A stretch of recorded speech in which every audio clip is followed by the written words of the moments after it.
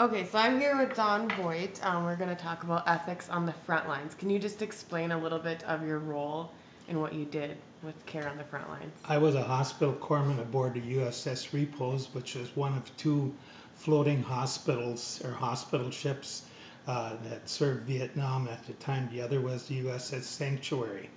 Um, we had a full service facility. We had patients would come to us directly from the fields via helicopters, and they come through our triage. And at different times, I did work in a triage where we had to accept the patient and kind of do triage work, make sure that they're to kind of stable them and then get them into surgery or wherever they needed to go. Many times we had body parts that came along, the corpsman would send along that would be on the stretcher with these patients. And most of our patients, they either had a lot of compression bandages or they had tourniquets on. And in triage, that's what we kind of looked at and then moved them off to surgery. We had 6 surgery suites that were kept pretty busy around the clock, you might say. The hospital itself not only serves the military, but we also had an international ward where we also had Vietnamese, hopefully South Vietnamese, but the South and the North all looked alike. But many of the Vietnamese patients that came onto the ward or onto the ship, we had to search them, make sure that they weren't carrying a bomb or something on them, or a grenade. And that happened pretty often where they'd have a grenade in them and we'd rush them into a special suite on the ship or a room where they would remove that grenade and hopefully before it would blow up. But there wasn't much anesthesia or anything used in those cases. So you would say the ethics that we carry now in the hospital, doesn't matter who a patient is, you have to treat them, carries over in the military as well.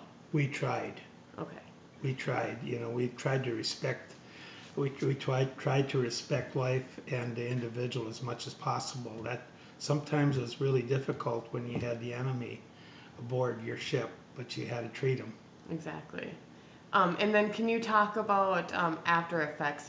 You worked at the VA in town, but also you would have seen it overseas that any destruction or injury that happens in war, it doesn't just end in the war itself, that there's lifelong battles that happen with it. Definitely, particularly when you look at loss of limbs or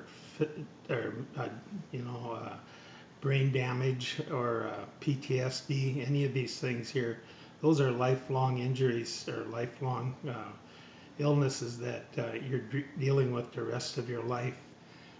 Working at the Veterans Hospital, I worked in a high-intensity psychiatric unit for 34 years. And when I first got there, it wasn't long after that PTSD came about as being the kind of the new illness that we're going to be treating. And it was a new adventure for us. And it's nothing like it is today. I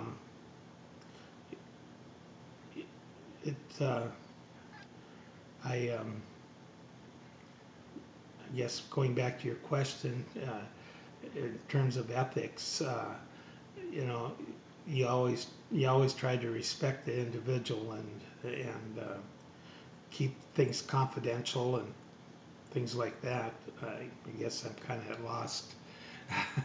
Well, just how what you said, PTSD, loss of limbs, but we see that a lot with PTSD. It doesn't just end with the injury they received in war. It's something they deal with for the rest of their life. That's right. And you've seen a lot of that, so very much of it commonly happens. Do you want specific examples? You could, I mean, if you know like a harsh condition right off the top of your head, like something that would stick with us.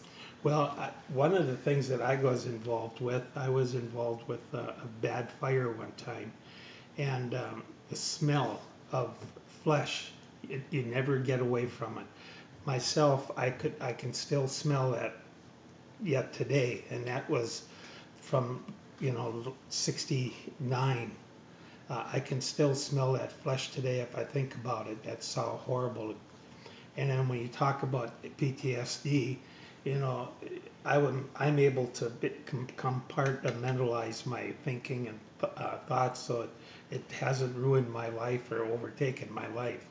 But many patients that have been through, or many people that have been through traumatic events, they can't shake it. They live with it every day of their life, and that's where the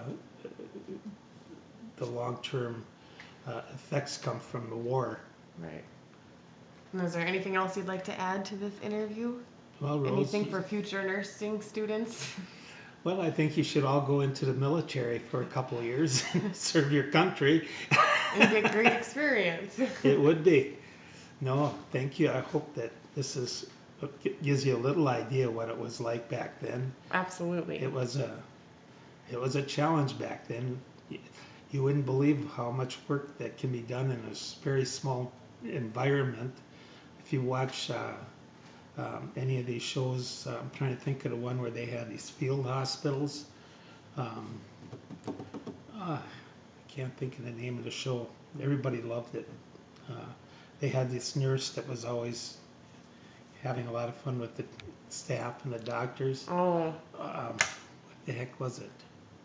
It was a show that was on for many years. I can't think of it. Anyway, it is a lot like that. Mm-hmm. You know, you get injuries that come in there, and it's never dull because there's always stuff coming. Perfect. Okay. Thank you. You're welcome.